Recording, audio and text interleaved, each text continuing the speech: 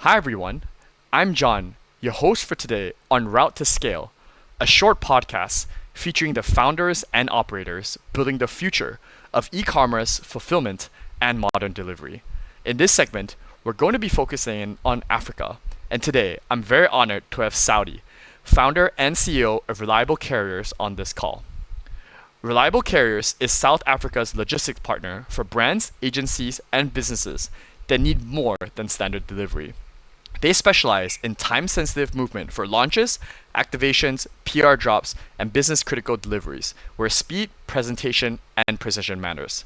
I'm so excited, Sally, to have you on this call. Thank you so much for your time. Hi, John. Thank you for having me. Wonderful. Yeah, when I was doing so much research, I was looking into quite a bit into your background and a lot of your LinkedIn posts. And one thing just stood out is that you have an incredible story. So please share with us, right? What led you to start Reliable Carriers, and how did actually, building it up from the ground really look like? That was quite the journey. I first registered the company in 2019. I was still completing my qualification in transportation and supply chain management at the time. Then 2019, as you know, COVID only hit South Africa in 2020, in the start of 2020. So at the time, I was working for a branding company part time while completing my studies. And then we all got laid off because of COVID, because we're working in events. So there was no longer any events happening. And that is when I thought to myself, okay, we have this. I have a buggy, no one's going out to deliver. So how about I start delivering for people, because no one's really allowed to be on the road and going between store to store. So then that's how initially it started. It started off with an e-commerce store, which was, I think the lady was selling rugs. And that's how I started rugs, delivering rugs to her clients in my little, I don't know if you guys have city golfs, but it's a little VW golf, which I started off in, started delivering in that. And then a few months later, I was able to buy a panel van. And then, yeah, as you know, from there, the rest is history. Wow, wow. I love awesome, founder stories, right? So Yeah. one of the things I really enjoyed, doing research into, you and your company is that you actually post quite a few amazing stories about a bit about your background, right? So you mentioned about how Reliable Carriers really started in career services, right? Kind of like as you mentioned. But right now, I see that Yeah. your business has started growing a lot in event logistics, right? Which speaks a little bit into Yeah. your background. Tell me a little bit about that, right? What are you seeing in the market in terms of that movement from pivoting from career and then kind of growing and thriving in more the event logistics space? I mean, it's like you said. We started off. My initial first job was in the branding and event space. So it's a thought that I've always had, that eventually I would want to go back into that space, and it sort of just happened. It aligned because the courier space became so demanding, in terms of the volumes had to be high, but your costs, what you're getting out of the jobs was very low. So you needed high volumes in order to survive. So now you're competing with, multinational companies. It's that they've got infrastructure that you can only dream of having. So that's what pivoted us into looking more into the event side, because we had picked up a few events companies along the way who we were doing courier for, and then it just dawned on us, like, wait, I think there's actually something here. We could really capitalize on this and offer a very niche kind of service to them. Um, and yeah, it's just been working ever since. Wow. So tell me a little bit about this. How is event logistics different from your kind of the career logistics and business that you were building previously? Okay, so events logistics is I think it's as volatile as Korea because things change at the last minute. You can make a collection, and then clients then gives you a call saying, no, we need to reroute. We're no longer going to store the items. We want them straight to the venue, and you have to adapt. But when it comes to the events logistics, everything is much more sensitive. The types of material, so your handling needs to be very, very good. Um, so yeah, I think that's where the real challenge comes in. It's the kind of material you're moving. You need to plan ahead to ensure that you're able to transport it safely to where it needs to be. Hmm. I Yeah. see. I see. Awesome. Awesome. Now, now, one of the key things that we know, logistics businesses are always complicated. They always get scary, and I find events logistics, as you mentioned, there's actually even more. I mean, maybe they might pay more, but like, which is great, for Yeah. margins. But I will also assume they're paying more because of added complexities at times, right? Which is a Yeah. good thing, like offering a very unique service here, right? Um, you Yeah. know, um, One of the key things that I see in your name is reliable, right?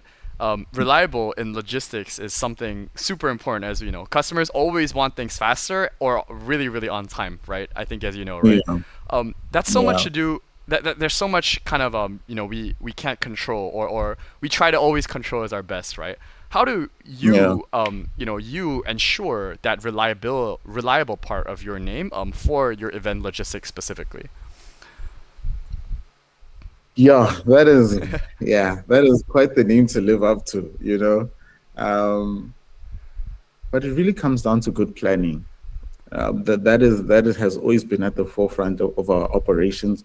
We want to get all the information necessary so that we can make the best plan possible, and we also have the contingencies in place ahead. So when a booking comes in, we get all the details. We route the the the delivery, and then we look at possibly what's happening. Um, during that time period, because Joburg traffic is it's a completely different animal. So you really want to, you really want to schedule around it. You don't want to find yourself sitting in traffic with a load that has to be somewhere by a certain time. So we plan around it. We see how we can split vehicles. Um, just we do everything possible to ensure a smooth delivery. Oh wow. So let's talk a bit about that because you just touched on it as well. We know that in South Africa, especially where you're at, um, you Mm. know, some of the roads traffics can be horrible. What I Yeah. understand as well is sometimes it's not even mapped out very well, right? Not Yeah. even mapped out very well, right? So how does talk me through it, right? How does a lot of these, maybe some of these issues, actually can make logistics and reliability kind of difficult at times? And then how do you overcome that? Oh man, it's you really have to be proactive. You know, the moment the GPS is giving you a road that you've never used before, you have to start thinking or doing a bit of research on why is this road not commonly used, and usually you'll find out why. It's either it's a high hijacking zone, or it's the road is in tatters. There's just potholes, so Oh, it'll is take that you is twice that the. is that actually like Google sometimes can route you on a road, but like nobody uses it because it's dangerous. Is that true? Yeah, Oh yeah, wow, that is true. that's crazy. Because it's usually your quieter roads that are more secluded, where you're more susceptible to a hijacking. Wow, So we wow. try to keep the trucks as much as we can on your main roads in order to avoid But any then of on your that. main Because roads, then you got the traffic problem. we've got the traffic problem, yeah. Because we've had a few hijackings in the past, which were Really, you've had a not, few hijacks. yeah, yeah. Wow, wow, and like I assume if you're sometimes doing events logistics can be, high value goods, right? You're carrying, Yeah, right? yeah. Oh wow, you must get good insurance there, I guess. I don't know. You have to. You cannot compromise on your insurance. Right. You cannot compromise at all. I think we've had to go for the best goods in transit insurance out there because Right. you can't risk it. Wow. Wow. Crazy, crazy. Now, as we always know as well in logistics and especially in deliveries and routing, um, unit economics are key, right? Ensuring we can make the most of all the fuel and all the vehicle utilization and the per trip, right? Um, Yeah. given this route planning, as you mentioned, fleet efficiency and cost per trip, how do you think about this business when margins can be so tight at times, and how do you work out positive unit economics for yourself? Yeah, I think that's an everyday that's an everyday thought that you have. Each day you plan and you want to maximize as much as possible. So what we try to do is to really group the areas and the deliveries so that one vehicle covers more than one delivery in a specific area. That is the simplest way of getting the most and maximizing on your fuel, your wear and tear on the vehicles. And then usually we'll have a sort of a support vehicle that is always ready to be dispatched if we ever see that okay, we're not going to make time, or it will be actually more profitable to just get a smaller vehicle out and move that specific parcel to where it needs to be. So yeah, things like that. Also, we look for the garages that sell diesel at wholesale. That's how we control our fuel expenses. On car maintenance, you obviously look for a reliable mechanic who's not going to charge you an arm and a leg. And you also buy vehicles that require less maintenance and that are more sturdy and durable. Right, right, wonderful. Do you actually own your own fleet? And if I may ask, how large is your fleet currently? We do. So we do a bit of a mix. We have our own fleet, and then there's vehicles which we lease, which we're leasing. So currently, our vehicle count is at we have six vehicles that we use, Including the leased one or just your own?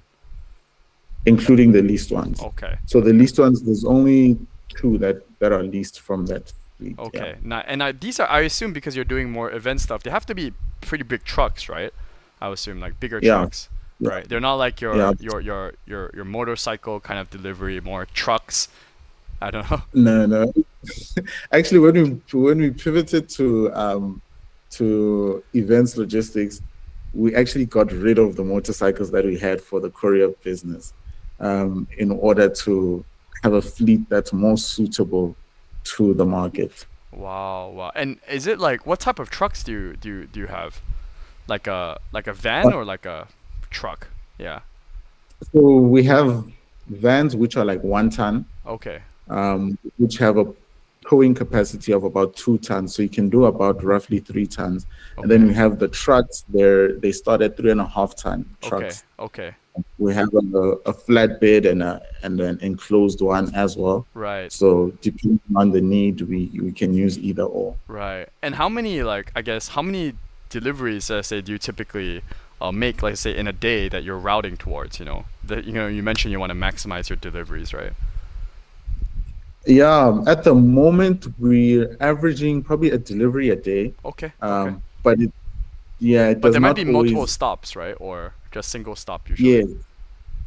Yeah. Well, on the event side, it's it's usually multiple stops. Oh. Yeah, So it's it's more usually like, is it multiple more like stops, you pick up stuff for them and then you deliver the final product? and then you deliver it to the venue. Yeah. I see, I see. Got it, got it. And So usually when it's like that, we'll package it as one delivery because it's for one client, right. but you're doing multiple stops for How it. many Yeah. stops are you doing typically? Like, let's say for one delivery on average. It would range between two to three, Okay, interesting, 2 to 3. Yeah. interesting. Yeah. And I guess as a smaller growing company, right? Especially in this event space, what tools or systems or investments have made the biggest difference in how you run your business? It has to be our booking system. Okay. our online booking system, which gives us the delivery details. It helps us to map out the route. That has been a big game changer because now we can see things from a dashboard perspective and also reflect back on the previous months to see how many deliveries came in, what was the average distance, which areas are we working in particularly, which helped us really move from a point where we had Korea and your heat map for the month was everywhere throughout the province of Gauteng. But the moment we started doing events, you were mostly within the metropolitans of Johannesburg and Pretoria. Right, right, right, right. Got it, got it. And and whoa, whoops. Yeah, whoops. Um and how many um uh when you say a booking system that you're investing in, right? Um, is it like a Mm. software subscription using like something like Woo Delivery, or what do you actually, or did you build one yourself, or how did you actually think about that? Yeah, so my co-founder actually Wow, built it himself. So wow, he built awesome. it from scratch. He coded it in order for it to suit our kind of business. Wow, So that's how we got it. Before that, we were using a subscription service, um, but as wow, we grew, we saw that okay, we need something that's a bit more suitable for us. wow. What exactly, I guess, did she change from other softwares? Because there's quite a few out there that do these kinds of things. Versus building one in house. So one of the changes were, I think, a lot of them that are out there are built for more, what is it, e-commerce based, Hmm. which is more for like your online stores. They're very friendly, but as a logistics company, it didn't meet all our needs. For instance, when it came to the quoting system, Hmm. we wanted the system to quote the client, and then they are able to make their payment online, or they can just ask for a quote, and then we will then engage with them through WhatsApp to finalize the details when your request is not as common, you know. Hmm. So it gave us the flexibility of moving between the two and not just a standard platform, which is usually, yeah, more suitable to e-commerce businesses. I see.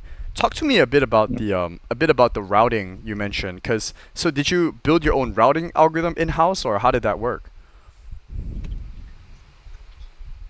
The routing, when we originally started, we used Google Maps. That's quite Google expensive. Maps, Yeah, and yeah, it and might you not just work that well.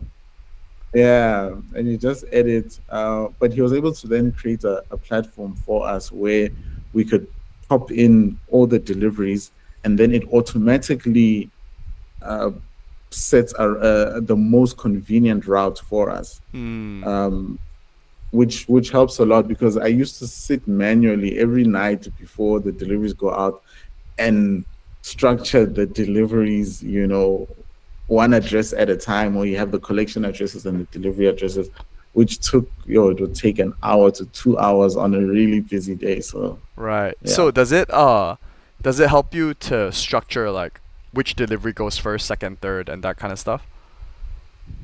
Yeah, that's what it does. Very, very basic. I mean, I still edit it from time to time because it doesn't always optimize, to my satisfaction, but it does most of the work for me. So I think it saves time, which was always the intended purpose for it. I see, I see. Okay.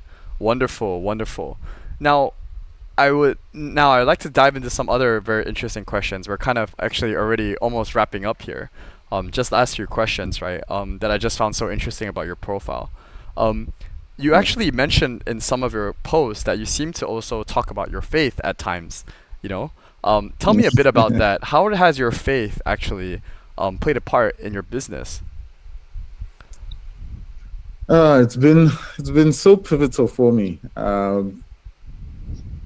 Due to think the kind of person I am, my thought process, my faith is based on a lot of principle teachings. So if you follow the principle, you'll be all right. The principle is not determined by the situation, but the principle remains true regardless of the situation. So for me, it's always been about that and being consistent, all throughout your life, having integrity. So my faith plays that role in that it gives me the right sort of character, the right sort of approach to life. Um, it's what regulates the emotions when things are not going well and so on and so forth. It's really encouraging for me. So that's something that I really lean on and get my strength from. Yeah. Wow, wow. I assume, I don't know, when I looked at your profile, you also mentioned that you mentor some young people alongside running your company. Is your faith play a part in that as well?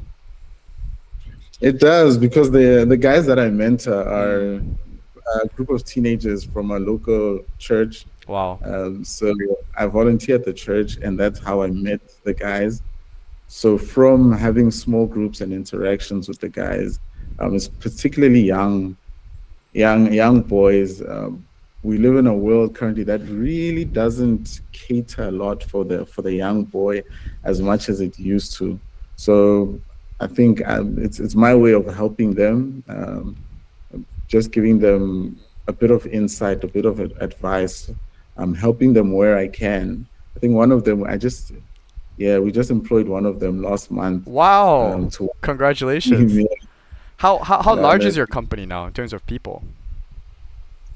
currently there's 8 of us Okay. running the business, Okay. so we've grown Wow. considerably, and all our people, I think, yeah, the entire team is under the age of 30, so it's a Wow. fairly young team. Oh wow, you're a young Yeah. person. Wow.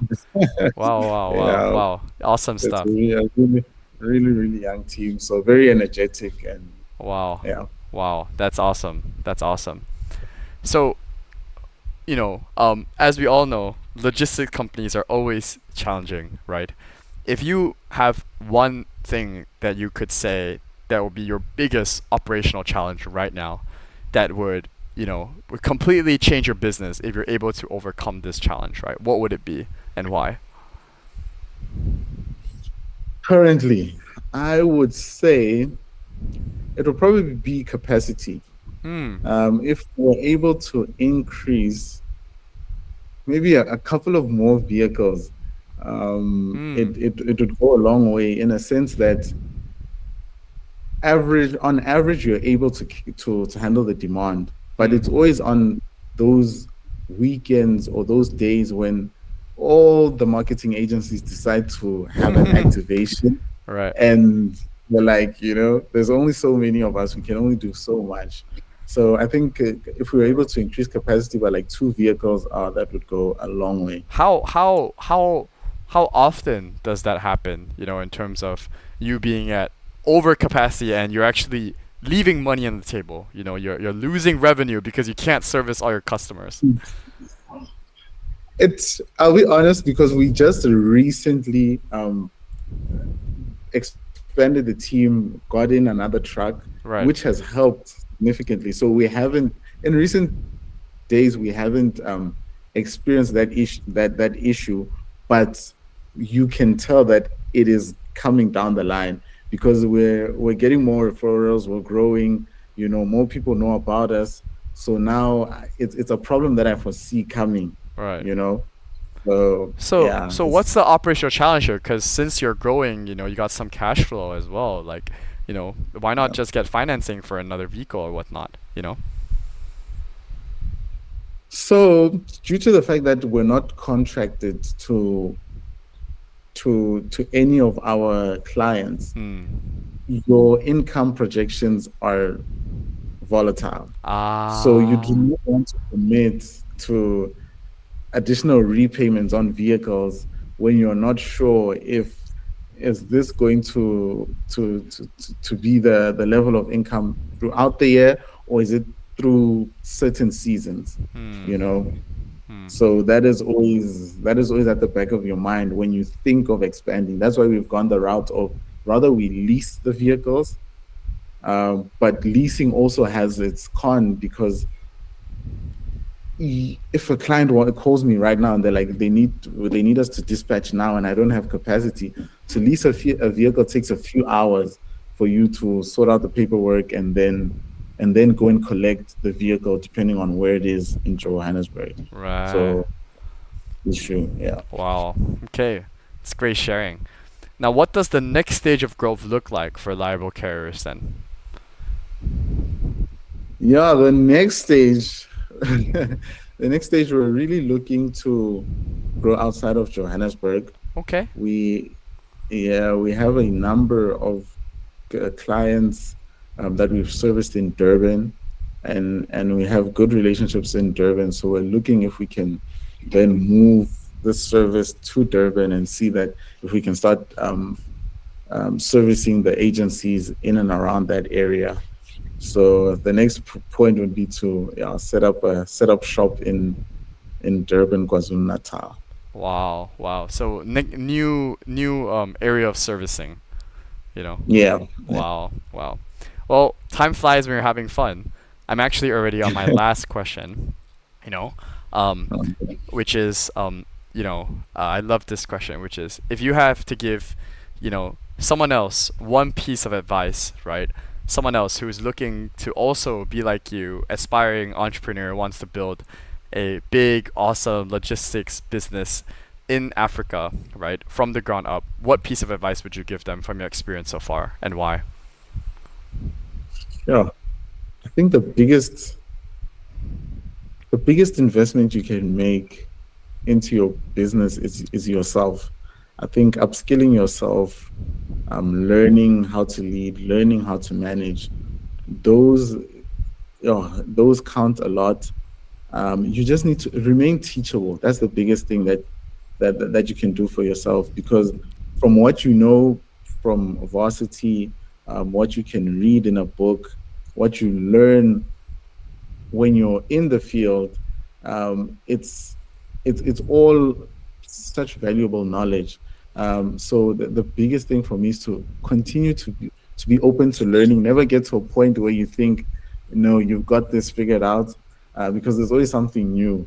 You can never know it all. There's always something new to learn. So yeah, I think that would be my biggest piece of advice. Wow, wow. Well, there you have it.